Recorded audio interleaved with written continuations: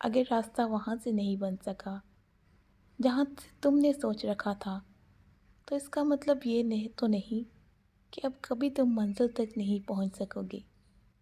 تم اپنی محدود سوچ میں رہ کر سوچتے ہو، وہ ذات لامحدود ہے، اس کے معجزوں کی کوئی حد نہیں۔ زندگی کئی ایسے راہوں اور مراحل سے گزار کر تمہیں تمہاری چاہت تک لاتی ہے، جن پر چلنے کے لیے تمہارا دل مطمئن نہیں ہوتا۔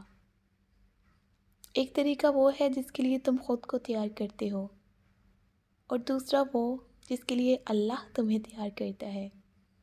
مگر جب تم اپنے طریقوں پر اٹ جاتے ہو، وہ نہ تمہیں آگے بڑھنے کی دیتا ہے اور نہ ہی پیچھے مڑنے دیتا ہے، تاکہ تمہیں یاد کروا سکے کہ سکون کو قریب لانے کے لیے تمہیں پہلے اس کے قریب جانا ہوگا جو اس سکون کو عطا کرنے والا ہے۔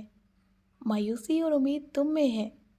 وہ کہتا ہے، اللہ تمہارے حالات تب تک نہیں بدلتا جب تک وہ نہیں تم بدلتے جو تمہارے اندر پوشیدہ ہے۔ تو جب تک تم ان چیزوں پر خوش رہنا نہیں سیکھو گے جو تمہارے اللہ نے تمہارے پاس دی ہیں، وہ کیسے دے گا جو تم مانگتے ہو؟ یقین رکھنے والے یقین رکھتے ہیں، اور راستے بنانے والا راستے بنا دیتا ہے۔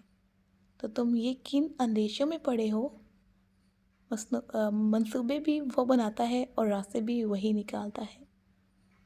تمہارا کام بس دعا کرنا اور صبر کرنا ہے، زندگی کی آخری سانس تک، جب تک تمہیں وہ مل نہیں جاتا جو تمہیں چاہیے۔ تمہارا بکھرنا عارضی ہے، مگر اس کا تھام لینا مستقبل ہے۔